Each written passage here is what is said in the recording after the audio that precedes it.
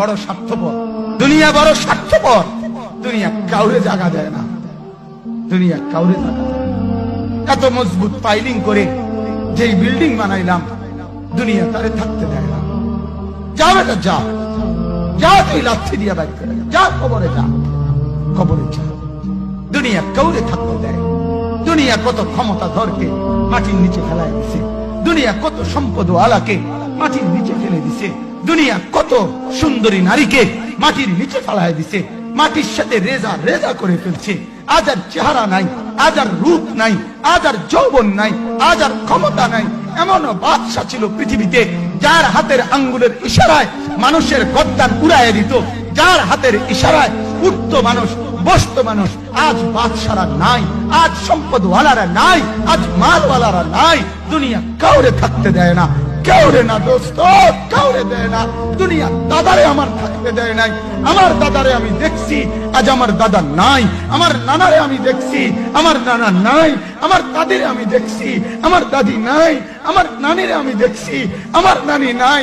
আমার বাবারে আমি দেখছি, 14 লক্ষ টাকা বাবার পেনশনের আমি সব ডাক্তারের পিছনে খরচ করে ফেলছি, বাড়ির ফসলের জমি বিক্রি করে ফেলছি। আমার বাপ যেন না মরে বারবার বারের হসপিটালে নিছি, কিন্তু দুনিয়া আমার বাপকে থাকতে দেয় নাই। আমার বাপ কবরে চলে গেছে। দুনিয়া কাউরে থাকতে দেয় না, কাউরে না, কাউরে না, কাউরে না, কাউরে না। আমার বাপ দুনিয়া কাউরে থাকতে দেয় না। তুমি থাকবা না, তুমি থাকবা না। দুনিয়ার ধোকায় পড়ো না বাপ, দুনিয়ার ধোকায় পড়ো না। মাকে বুঝান, আজ মারা বেসামাল হয়ে গেছে, আজ বোনেরা বেসামাল হয়ে গেছে, বেপরদার উৎসব তুলে দিছে। এটা যেন আল্লাহর সাথে যুদ্ধ করছে। আল্লাহ করোনা না, তুমি আরো কিছু দাও, আমরা বেপরদিকে ছাড়বো না। যুবক ছেলেগুলো যেন বলতেছে, আল্লাহ তুমি করোনা দেওয়ার চাই দাও, অশ্লীল ছবি দেখা, ফেসবুকে নর্তকী দেখা, আমরা ছাড়বো না। দেখি তুমি কি করতে পারো, তুমি যা করার করো। দোকানদার ব্যবসায়ীরা হারামের লেনদেন করা বন্ধ করছে না, সুদখোর সুদ ছাড়ছে না, ঘুষখোর ঘুষ ছাড়ছে না, নাফরমান আর জিনাকার ব্যভিচারী এরা কেউ কিছু ছাড়ছে না। বেহায়ার বেপর্দা নারী তার অশ্লীলতার বেহায়াপনা ছাড়ছে না। মুসলমান তার ঘরে টেলিভিশনের নর্তকীর আওয়াজ তো বন্ধ করছে না। হায় করোনা কিভাবে যাবে, আযাব কিভাবে যাবে বলেন, বলেন, বলেন আপনারা। আমার বাপ ফেরাউনের উপরে তো আযাব এতদিন ছিল না, নমরুদের উপরে আযাব এতদিন ছিল না, সাদ্দাদের উপরে আযাব এতদিন ছিল না, কারুনের উপরে আযাব এতদিন ছিল না, লূত আলাইহিস সালামের কওমের উপরে আযাব এতদিন ছিল না, হুদ আলাইহিস সালামের কওমের উপরে আযাব এতদিন ছিল না, নূহ আলাইহিস সালামের কওমের উপরে এতদিন আযাব ছিল না। আজ আমরা মালিককে এই পরিমাণ নারাজ করছি, মালিক এত বেশি নারাজ। আজ 1 বছর হয়ে গেছে, 1 বছরের চাইতে বেশি হয়ে গেছে, কই করোনার মহামারীর আযাব তো যাচ্ছে না।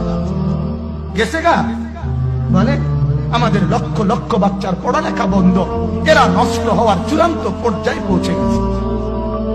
মোবাইল এদেরকে শেষ করে দিছে। লক্ষ লক্ষ ছেলে। গতকালকে এক মা আমার আত্মীয় ফোন দিয়া বলতেছে, সকাল 10টায় বাচ্চাটা ঘর থেকে মোবাইল লইয়া বাইর হইছে, রাতের 10টায় মা তারে ফোন দিয়া বলছে, বাপ ঘরে আসতি না, ভাত খাইতি না।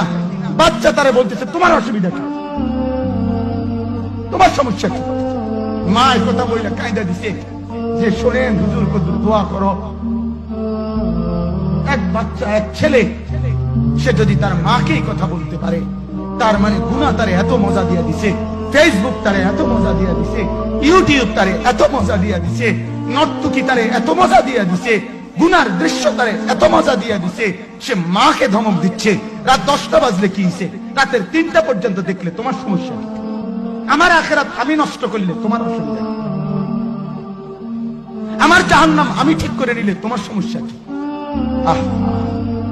আল্লাহ আমাদেরকে মাফ করে দেন, আল্লাহ আমার জাতিকে माफ করে दें। इस वीडियो को लाइक करें, हमारे चैनल को सब्सक्राइब कर बेल आइकन जरूर प्रेस करें हमारी न्यू वीडियो सबसे पहले देखने के लिए।